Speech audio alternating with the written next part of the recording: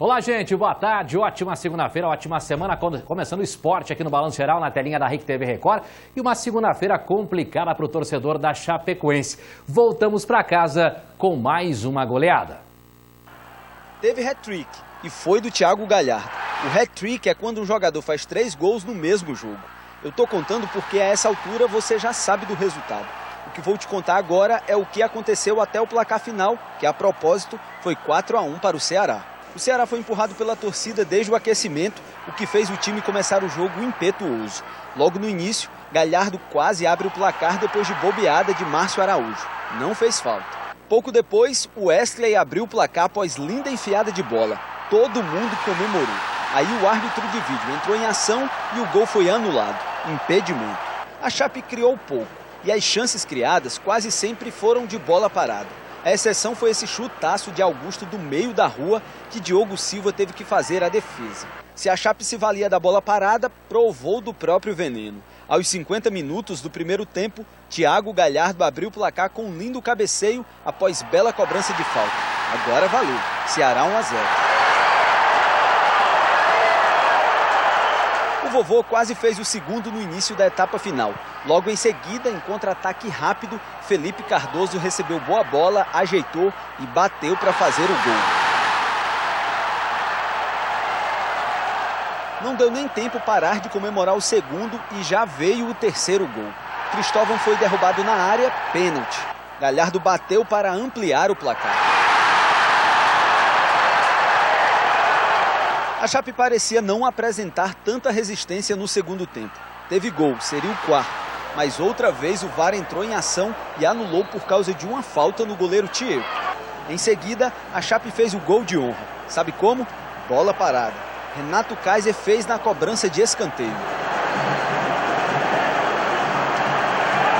No primeiro ataque após o gol da Chape veio o terceiro de Galhardo e o quarto do vovô. Foi o primeiro hat-trick do meio atacante com a camisa do Ceará.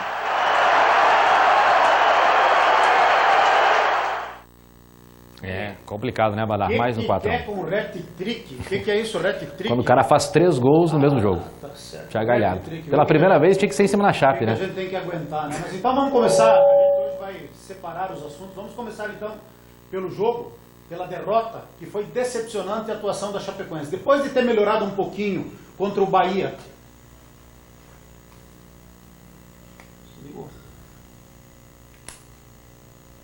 Agora sim, vamos lá então.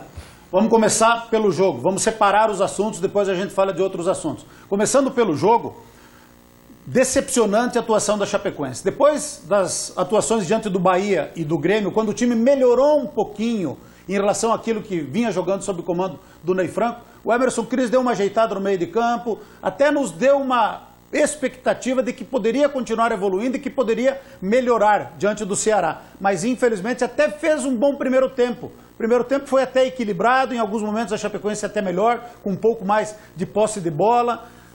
Esse aí foi o grande chute do jogo e esse que faltou para a Chapecoense acertar o último passe e acertar a conclusão.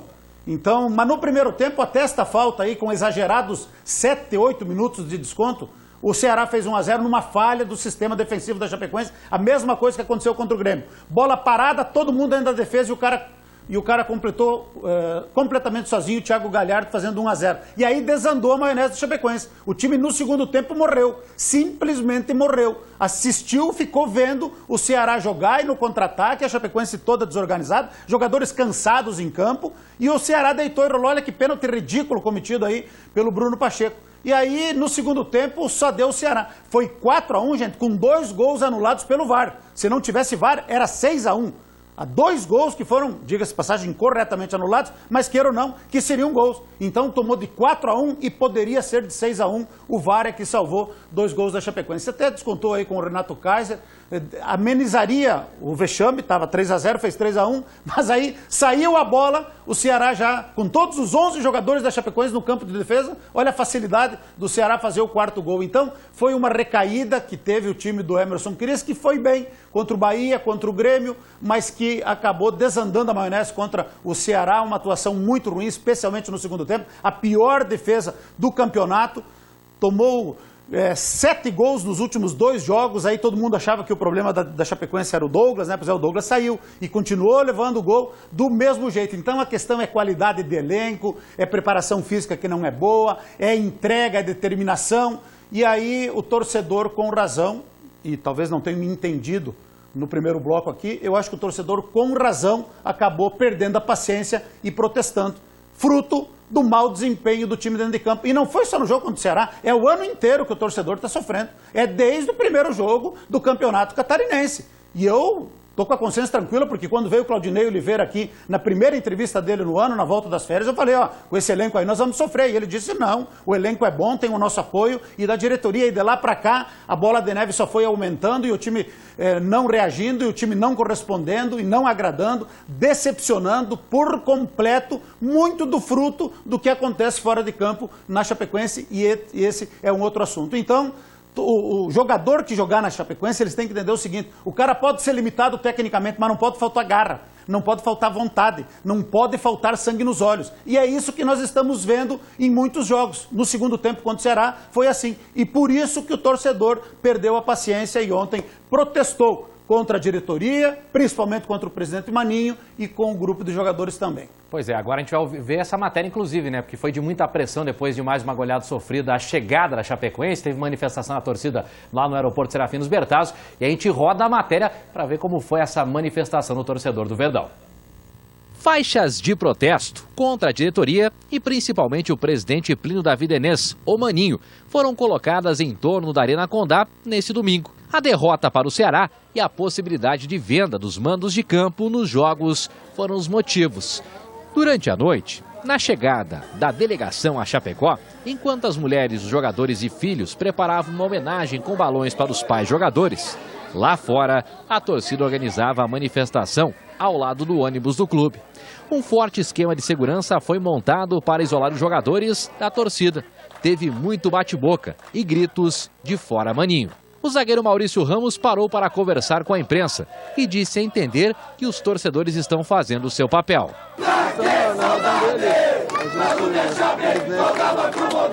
Conseguiu o resultado que queria. Trabalhar, a pessoa louca, trabalhar e todo mundo se empenhar e estamos se empenhando. Mas o resultado não está vindo. A partir do momento que a gente tiver a primeira vitória, as coisas vão começar a acontecer. Precisamos da torcida, precisamos do apoio deles para que eles possam nos ajudar e a gente possa fazer novamente ter a força em casa e fazer aquele caldeirão que a Chapecoense sempre fez em casa. No meio do clima tenso, alguns torcedores tentavam conversar com jogadores e o pessoal da comissão técnica. Fernando, por exemplo, chamou o técnico Emerson Cris, que antes de entrar no ônibus, bateu um papo com o torcedor. Cara, é assim, a gente tem jogadores que a gente vê que joga futebol, a gente tem o Emerson Cris, que é um cara que faz um excelente trabalho. São pessoas que não precisavam ouvir isso aqui, ó. Não precisava, o próprio Tcheco, tem jogadores aqui dentro que não precisam ouvir isso aqui. Só que 1-2 não ganha campeonato. 1-2 vai deixar a gente na série. Se só esses caras jogarem, a gente vai pra onde, velho? Não é só eles. A Chapecó tem que acordar, a gente só diz assim, ó, tá na hora da gente acabar com essa palhaçada, homem. A gente tá sem paciência já, o time, a diretoria medíocre, se esconde, o time, a transparência, cadê? Aquele clube, a gente tinha que todo mundo sabia o que acontecia, que, cara, quantos anos, me pergunto pra vocês, quantos anos a Chapecoense não atrasava um salário aqui, ó? Nós estamos até dia 12 pro jogador receber salário. Aonde? Direito de imagem. O que vocês me dizem no time desse? Só nós temos que vir aqui, Chapecó, você tem que acordar, torcida. Todo mundo tem que acordar e protestar. Chega dessa palhaçada. Estão metendo a mão na Chapecoense. Você tem que acabar, homem. Você tem que acabar essa fraude aí, ó. Pesado o clima, né? Não, pesado. Só para... no primeiro bloco, o que eu lamentei, e eu acho que poderia ter sido evitado, é a presença das famílias lá.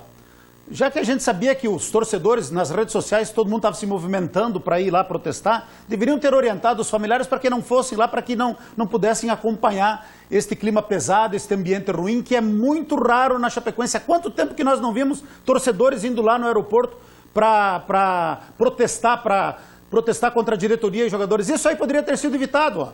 Poderia ter sido evitado. Era dia dos pais, tinha crianças de colo, o clube deveria ter orientado as famílias, as esposas dos atletas, familiares, para que não fossem lá no aeroporto. Isso aí que eu estou dizendo que poderia ter sido evitado. Agora, o torcedor está no seu direito de protestar. Esse mesmo torcedor que foi protestar ontem lá, é aqueles que o clube às vezes pede para que a gente convoque, para que se faça ruas de fogo, para receber a delegação ali na Arena Condá e dar força para os jogadores. Chega um momento que perde a paciência. E aí foram protestar contra os jogadores, é o que eu falei no bloco anterior, de que não precisa ser craque, agora tem que ter sangue nos olhos. Isso aí, o torcedor está certo de cobrar. Tem que ter espírito de luto, tem que ter espírito de Chapecoense. Se não tiver espírito de Chapecoense, e alguns jogadores no segundo tempo travaram em campo, e eu não quero crer, não quero acreditar que seja por causa do salário atrasado, que o salário está atrasado, o direito de imagens, não sei se colocaram em dia o que está na carteira de trabalho na CLT, mas até semana passada estava em atraso também. Eu não quero acreditar que seja por isso que o time não está se entregando e lutando, porque nós estamos vendo aí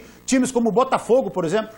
O Botafogo, os jogadores do Botafogo nem entrevista não dão em protesto dos salários atrasados, mas o time está lutando e está ganhando. Ontem ganharam do Atlético Paranaense. Então, tem que se entregar, tem que se doar, e o torcedor, gente, para esclarecer, está no seu direito. O torcedor que apoia é o mesmo que protesta. E não teve agressão física, foi na base do grito para manifestar o seu descontentamento com o atual momento da diretoria e principalmente, e eu não preciso fazer média com ninguém, eu não estou aqui para puxar o saco de ninguém, principalmente pela gestão, pela má gestão do presidente Maninho, com todo o respeito que eu tenho pelo Plínio Davi Denis Filho, Maninho, de muitos anos, que ele sabe que eu tenho um respeito muito grande pela sua história no esporte de Chapecó, mas infelizmente a gestão dele, esta aqui, está sendo muito ruim, dentro e fora de campo. Dentro de campo os resultados não estão vindo e fora de campo a dificuldade é muito grande e o ponto alto de uma gestão que não é boa, gente, é quando você tem que vender mando de campo para arrumar dinheiro para pagar dívidas e contas, para manter o clube.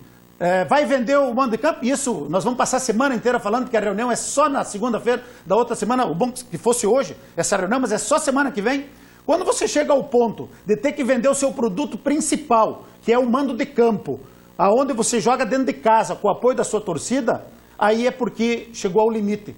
Porque, tecnicamente falando, se a Chapecoense, se a diretoria entenderem que tem que vender mando de campo, vai jogar 5 partidas fora de casa. E aí é sinal de que também não acredita na permanência. Mas isso quem tem que decidir são os dirigentes, são os conselheiros, melhor dizendo. Agora, quando as coisas vão mal, a responsabilidade maior cabe ao presidente. E é o presidente Maninho. Ele e a sua diretoria.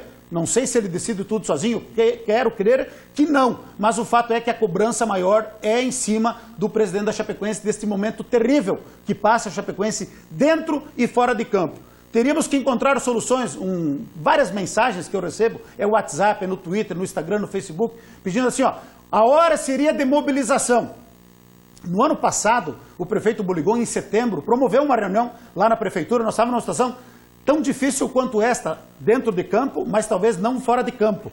Mas aí o prefeito reuniu a imprensa, dirigentes da Chapecoense, forças vivas da nossa comunidade, para mobilizar em torno da Chapecoense. E isso foi feito e deu resultado, porque o time acabou ficando na Série A, escapando do rebaixamento. Só que esse ano, como é que eu vou vir aqui, como foi pedido por alguns torcedores, para mobilizar a torcida, para mobilizar a comunidade, se de dentro do clube querem vender mando de campo de 2 partidas? Aí fica difícil. Então, que tomem as melhores decisões com serenidade, com tranquilidade, porque o momento é muito preocupante dentro e fora de campo. E quem está lá que tem o poder de decisão é que tem a responsabilidade de ver aquilo que é melhor para o nosso Verdão. Dito isso,